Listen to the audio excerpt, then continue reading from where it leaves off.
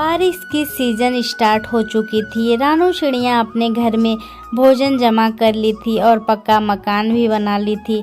तभी एक दिन कौवी बोलती है, कालू जी, बारिश का मौसम आ रही है। गर्मी तो हम लोग इधर उधर काट लिए, लेकिन बारिश के मौसम में कहाँ जाएंगे?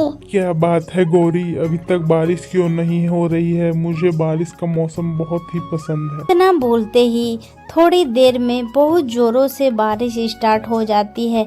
गोरी कौवी घर घुस जाती है और अपने झोपड़ी में सो जाती है। वह नहा रहा था बारिश के पानी में और गौरी को बुलाता है बाहर। आओ गौरी, बाहर बारिश में नहाने का मजा ही कुछ और है। कालू जी, आप ही ये सब काम कीजिए, मुझे ये सब बारिश अच्छा नहीं लगता है। कौवी को बहुत जोर का भूख लग रहा था, लेकिन घर में खाने को कुछ भी नहीं था। तभी कौवी बोलती है, मुझे तो बहुत जोरों से भूख लग रही है।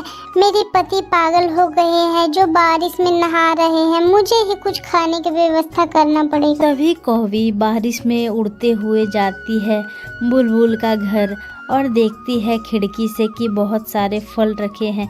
तभी वो दौड़ के वापस जाके कौवा को बोलती है, कालू जी, बुलबुल के घर बहुत सारे भोजन रखे हैं। आप बुलबुल से बात करना, मैं खिड़की से बुलबुल का सारा भोजन चुरा लूं। गौरी, तुम्हारा आइडिया बहुत ही अच्छा है, बुलबुल को पता भी नहीं लगेगा। अब चलो। कौवा बुलबुल के घर जाता है और दरवाजा खटखटाता है। इतनी तेज बारिश में कौन आया होगा? बुलबुल अपना दरवाजा खोलती है और देखती है कालू कौवा। कालू, क्या हुआ? इतनी तेज बारिश में हमारा घर कैसे आना हुआ? अरे बुलबुल, मैं बारिश में अकेले ही नाच रहा हूँ और तुमको भी नाचना पड़ेगा। तुम हमारे साथ नाचोगी? नहीं नहीं, मैं नहीं नाच सकती हूँ, क्योंकि मैं बारिश में भीगती हूँ तो मैं बहुत जल्द ही बीमार पड़ जाती हूँ, इसलिए तुम ही नाचो। ऐसे ही कर बुलबुल का सारा अमरूद कौवी चुरा लेती है और कौवा भी फिर गौरी के पास आ जाता है। तभी इधर बैठी बुलबुल अपना अमरूद ढूंढ रही थी और वो बोलती है, अरे मेरी अमरूद की टोकरी कहाँ चले गई? मैंने तो यहीं रखी थी टोकरी। दूसरी ओर कौवा और गौरी बुलबुल का सारा अमरूद खा रहे थे मजे से।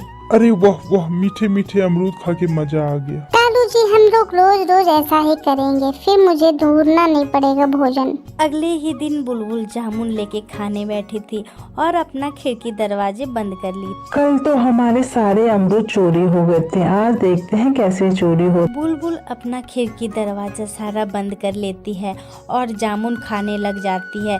तभी जामुन खा के खिड़की दरवाजा खोलती है। इधर कौवा भूख से तड़पता है। कालू जी, आज हम लोग क्या खाएंगे? आज तो बुलबुल का भोजन खत्म हो गया होगा। अब हम क्या करें गौरी, मुझे भी बहुत जोर से भूख लगी है। कालू जी, आज हम चिड़िया का भोजन चुरा के लाएंगे, मेरे पास एक प्लान है। फिर गौरी कौरी सारा अपना प्लान बताती है। कालू टोनी का घर जाता है और दरवाजा जोर जोर से ठकठकाता है।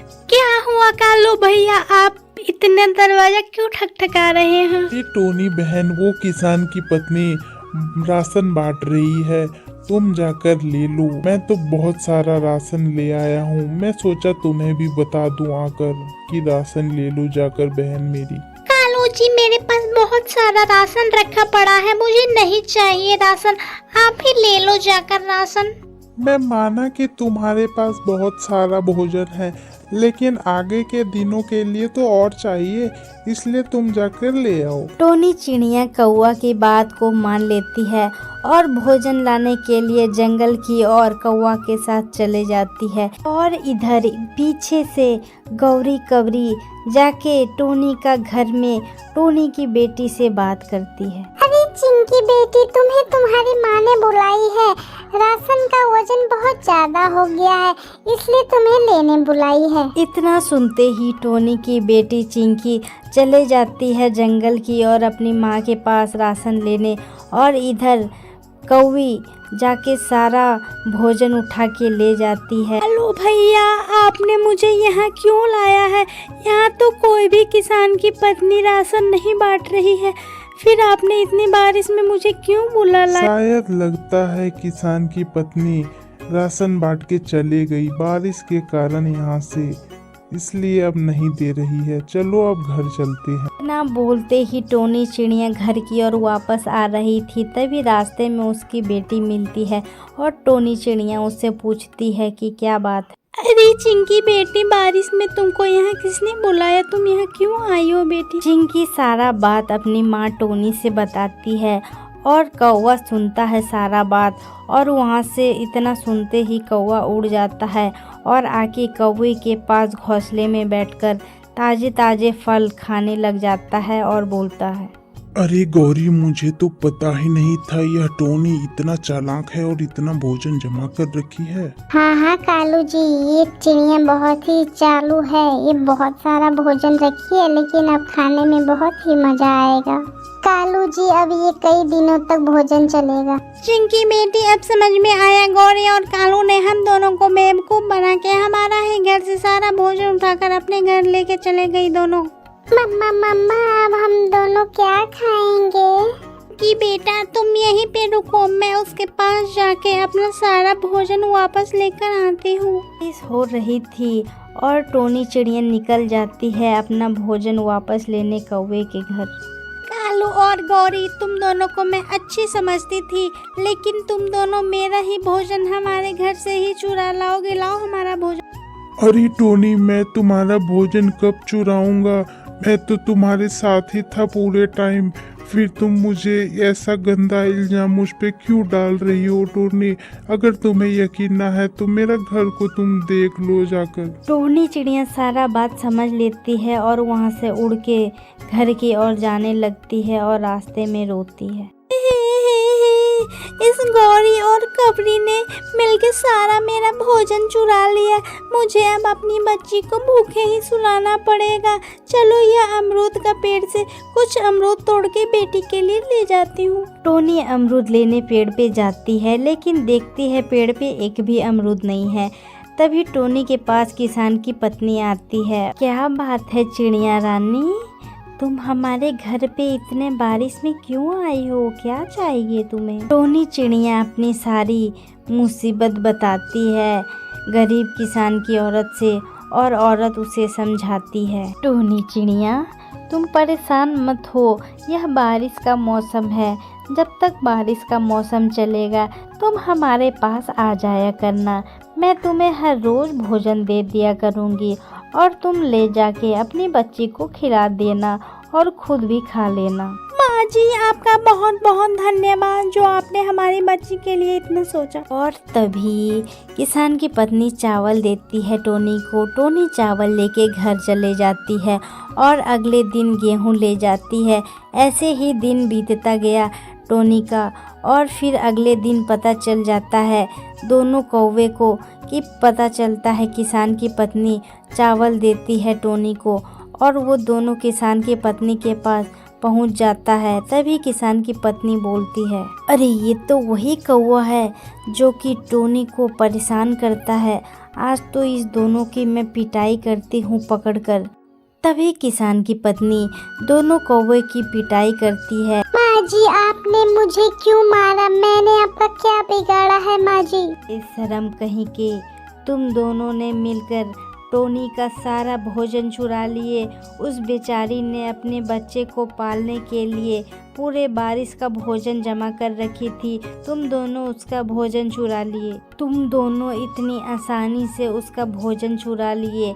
अब तो तुम्हें इसका मज़ा चखाना ही पड़ेगा। और इतना कहकर फिर से किसान की पत्नी उसे पीटने लग जाती है और तभी दोनों उड़ते उड़ते रोते रोते वहाँ से भाग जाते हैं। इस तरह से दोनों को सजा मिलती है चोरी करने का और दोनों रोते रोते घर चले जाते हैं। चिंकी, तुम्हारे पीछे भूत है। कौवा चिंकी को मूर्ख बना के चिंकी का मैगी लेकर फरार हो जाता है और तभी चिंकी वहाँ पे फुट फुट कर रोने लग जाती है।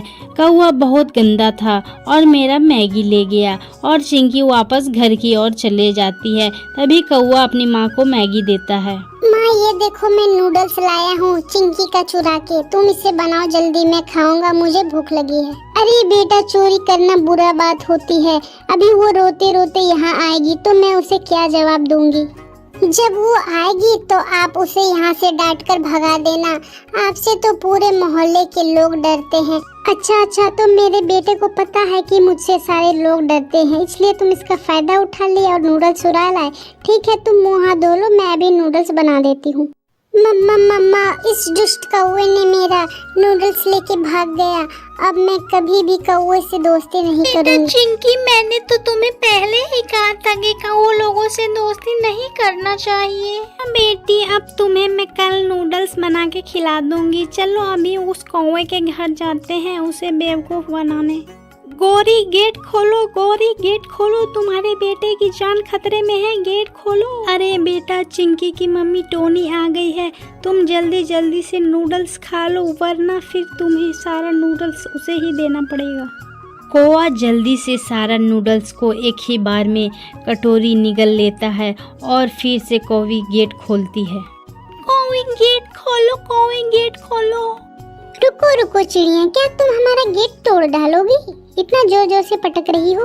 मैं तो यह सिर्फ बोलने आई थी कि तुम्हारा बेटा जो नूडल्स का पैकेट लाया है वो एक्सपायर है, उसे मत अपने बेटे को खिला देना। इतना बोलते ही अंदर से जोर जोर से आवाज आती है, माँ मुझे बचाओ, माँ मुझे बचाओ।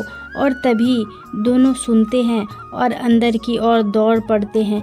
तभी देखते हैं कि कौवा चिल्ला रहा है, माँ मुझे बचाओ, मुझे बचाओ, मेरी पेट में दर्द हो रही है, माँ मुझे बचाओ। गौरी, तुम बुलबुल के पास बैठो, मैं अभी बुलबुल को बुला के लाती हूँ, वो तुम्हारे गौरे का दवाई करा देगी। दोनों चिड़िया चली जाती है बुलबुल को बुलाने और इधर चिंकी चिड़िया बैठे रहती है और कौवों को बताती है। अरे कौवा, तुमने तो मुझे बड़े आँख में धूल झोंक के मेरा नूडल्स ले आया, लेकिन वो नूडल्स एक्सपायर था, जिसके वजह से तुम्हारे पेट में दर्द हो रहा है। अभी माँ लेके आती है डॉक्टर। दोनों चिड़िया बुलबुल को बुला ले आती है और तभी बुलबुल देखती है, अरे इसको तो सुई देने पड़ेगी, तभी इसका पेट दर्द ठीक होगा।